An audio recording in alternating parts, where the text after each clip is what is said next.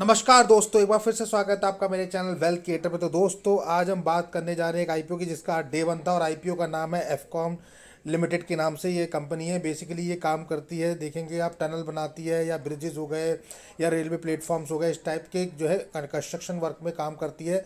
तो एफकॉम का आज पहला दिन था, तो इसका पहला दिन का सब्सक्रिप्शन स्टेटस कैसा रहा, किस कैटेगरी ने कितना सब्सक्राइब किया और अब क्या उम्मीद है, और उसके अलावा अभी हमें इसमें अप्लाई करना चाहिए या और वेट करना चाहिए, जीएमपी में क्या डिमांड बनी हुई है, वो सब डिस्कस करेंगे। पर उससे पहले वीडियो को लाइक से सब्सक्राइब करना बिल्कुल ना भूलिए। तो दोस्तों, वीडियो में आगे बढ़ते हैं और बात कर लेते हैं इसके सब्सक्रिप्शन स्टेटस की, एफकॉन इंफ्रास्ट्रक्चर लिमिटेड की। तो बेसिकली ये काम करती है, जैसा कि हमने बताया था, ये काम करती है, काफ़ी सारे इसके काम है। अगर आप देखेंगे तो इंफ्रा में काम करती है बेसिकली ये। आज इसका जो पहला दिन का सब्सक्रिप्शन था वो बहुत अच्छा नहीं गया, मतलब उम्मीद से भी कह सकते हैं कि बहुत अच्छा सब्सक्राइब नहीं हुआ है। सिर्फ 0.14 टाइम ही आईपीओ सब्सक्राइब हुआ अपने डे वन में। तो आज का आज का फर्स्ट डे था और फर्स्ट डे में इसने अच्छा रिस्पॉन्स नहीं किया है। Lowest subscription of the day कह सकते हैं आप, या lowest subscription of the month भी, इस मंथ में जितने आईपीओ हैं उनके हिसाब से काफ़ी लोवेस्ट आया है। एंकर इन्वेस्टर ने 1621 करोड़ रुपए लगाए हैं, क्वालिफाइड इंस्टीट्यूशन ने 11 करोड़ रुपए सिर्फ लगाए। 0.11 टाइम ही सब्सक्राइब किया है इस आईपीओ को क्वालिफाइड इंस्टीट्यूशन ने। तो आप देखेंगे कि qualified institution category under subscribe रही है और बेसिकली ये अंडर सब्सक्राइब रहती भी है। लास्ट डे में ही ये लोग अप्लाई करते हैं। एचएनआई कैटेगरी की बात करें तो 0.12 टाइम सब्सक्राइब हुई है और सिर्फ 95 करोड़ रुपए ही लगाया गया है। अगर एचएनआई में भी बात करें तो बिग एचएनआई कैटेगरी ने 0.09 टाइम सब्सक्राइब किया है और 48 करोड़ रुपीज़ लगाए हैं। वहीं स्मॉल एचएनआई ने 0.17 टाइम सब्सक्राइब करके सिर्फ 46 करोड़ रुपीज़ इसमें इन्वेस्ट किया है। तो यहाँ भी आपको अंडर सब्सक्राइब देखने को मिला। रिटेल कैटेगरी की अगर बात करें तो वो भी अंडर सब्सक्राइब है, 0.15 टाइम ही सब्सक्राइब हुआ है और कुल 286 करोड़ रुपए ही रिटेलर ने भी इसमें इन्वेस्ट किए हैं। एम्प्लॉय कैटेगरी की बात कर ले तो वहाँ 0.42 टाइम देखने को मिला है और सिर्फ 11 करोड़ रुपए ही लगाया गया है एम्प्लॉय कैटेगरी से भी। इस तरह से टोटल आईपीओ 0.14 टाइम सब्सक्राइब हुआ है और तकरीबन 405 करोड़ रुपए इसने पहले दिन मार्केट से जुटा लिए, जबकि आईपीओ का इशू साइज काफ़ी बड़ा है, 5430 करोड़ के लगभग का। तो 5430 करोड़ के एवज में सिर्फ 405 करोड़ रुपए अभी तक आए पाए हैं। यानी कुल मिला के आप बोल सकते हो कि अभी 5000 करोड़ का पूरा एज इट वैसे ही पड़ा हुआ है। अगर देखा जाए तो ऑल कैटेगरी, जितनी भी आपको कैटेगरी दिखाई दे रही है वो सब अंडर सब्सक्राइब हो, चाहे वो क्यूआईबी है, एचएनआई है, बिग एचएनआई हो, स्मॉल एचएनआई है, रिटेलर या एम्प्लॉई, सब कैटेगरी अंडर सब्सक्राइब है। यानी कोई भी ऐसी कैटेगरी नहीं है जो कि अभी तक फुल्ली सब्सक्राइब हुई हो पहले दिन। देखते हैं दूसरे और तीसरे दिन कैसा रिस्पॉन्स रहता है, क्योंकि इसका दूसरा दिन मंडे को और तीसरा दिन ट्यूसडे को होने वाला है।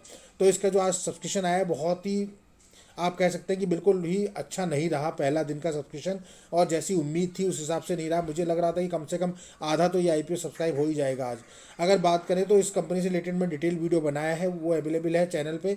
चाहे तो आप चैनल पे डायरेक्टली विजिट करके भी देख सकते हैं या फिर लिंक डिस्क्रिप्शन में दिया है, वहाँ जाके भी चेकआउट करके देख सकते हैं इस कंपनी के फाइनेंशियल फंडामेंटल कैसे हैं, कंपनी को क्या लॉन्ग टर्म के लिए रखना चाहिए, कंपनी का आईपीओ किस वजह से लेकर आई है कंपनी, कितना फ्रेश इशू है, कितना आपका ऑफर फॉर सेल है, वो सब देखने को मिलेगा। अब बात कर लेते हैं कंपनी ने कितने शेयर ऑफर किए, कितने में बिट लगी। तो यहाँ देखेंगे 23,47,000 शेयर क्यूआईबी के लिए ऑफर किए थे और सिर्फ 2,50,000 शेयर पे बिट लगी है। तो देख रहे हैं आप, 23 लाख के एवरेज में सिर्फ 2 लाख पे बिट लगी है।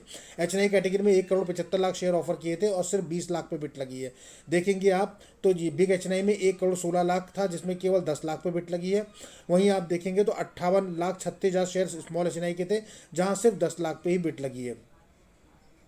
वहीं देखेंगे रिटेल कैटेगरी में तो 4 करोड़ शेयर कंपनी ने ऑफर किए हैं, 4,08,00,000 और सिर्फ 61,93,000 पे बिट लगी है। एम्प्लॉय कैटेगरी में 5,96,000 शेयर को ऑफर किए हैं और 2,48,000 पे बिट लगी है। टोटल अभी तक देखें तो 0.14 टाइम सब्सक्राइब के साथ 6,13,13,722 शेयर ऑफर किए थे और सिर्फ 87,54,000 शेयर पे बिट लग चुकी है। यानी कि आप समझ सकते हैं कि 6 करोड़ शेयर कंपनी ने ऑफर किए हैं और सिर्फ 87 लाख पे बिट लगी है पहले दिन। अगर टोटल एप्लीकेशन की बात करें तो सिर्फ 1,56,000 एप्लीकेशन मिली है। ग्रे मार्केट की बात करें दोस्तों तो यहाँ भी कोई खासा अच्छा दिखाई नहीं दे रहा है रिस्पॉन्स। अगर आप देखेंगे तो यहाँ भी रिस्पॉन्स डाउन ट्रेंड में है। अगर हम बात करें तो 463 रुपये प्राइस बैंड जो रखा गया है उसमें 22 रुपये जीएमपी ट्रेड कर रहा है। यानी अगर एस्टिमेटेड लिस्टिंग की बात करें तो सिर्फ 4% पे आ चुकी है, 4 से 5%, जो कि कल अगर आप देखते तो 10% के लगभग चल रही थी, 9.5-10%, जो कि गिर के अभी 5% के लगभग आ चुकी है। फायर रेटिंग भी 3 की थी जो कि घट के अभी 1 पे पहुंच चुकी है। तो यानी कि काफ़ी गिरावट आई है, मार्केट के सेंटीमेंट भी निगेटिव में चल रहे हैं दोस्तों। 5,430 करोड़ का टोटल इशू साइज है, 32 शेयर आपको एक लॉट में देखने को मिलेंगे। 25 अक्टूबर को ओपन होगा, 29 अक्टूबर को क्लोज होगा और 30 अक्टूबर को आपको अलॉटमेंट का इसमें पता लगेगा। कुल मिला के आज की डेट में देखें तो रिस्पॉन्स अच्छा नहीं आ रहा है और ग्रे मार्केट में भी खासा डिमांड नहीं बनी है। अगर लिस्टिंग गेन पर्पज से हम बात करें तो लिस्टिंग गेन काफ़ी नेगेटिव, इसी टाइप से अगर मार्केट का रुझान रहा तो मुझे लगता है कि निगेटिव में हो सकती है, 5 से 10% या 15 सकती है। उसके अलावा अगर देखें तो ये लिस्टिंग गेन के पर्पज से अगर हम अप्लाई करना चाहते हैं तो लिस्टिंग गेन में हमारा जो क्राइटेरिया बोलता है उसे भी ये मैट नहीं कर रहा है, यानी कि बिटवीन जो है 20% टू 30% के बीच में रहना चाहिए। यानी कि अगर 20 से 30% का लिस्टिंग गेन है तो मिनिमम हम अप्लाई कर सकते हैं, जहाँ की अगर गिरेगा तब भी हमें 10 से 15% तो मिलेगा ही। पर यहाँ तो हमारे जो है उसको क्राइटेरिया को अगर मैट नहीं करता तो उस आईपीओ में अप्लाई करना थोड़ा सा रिस्की रह जाता है, specially for the listing gain.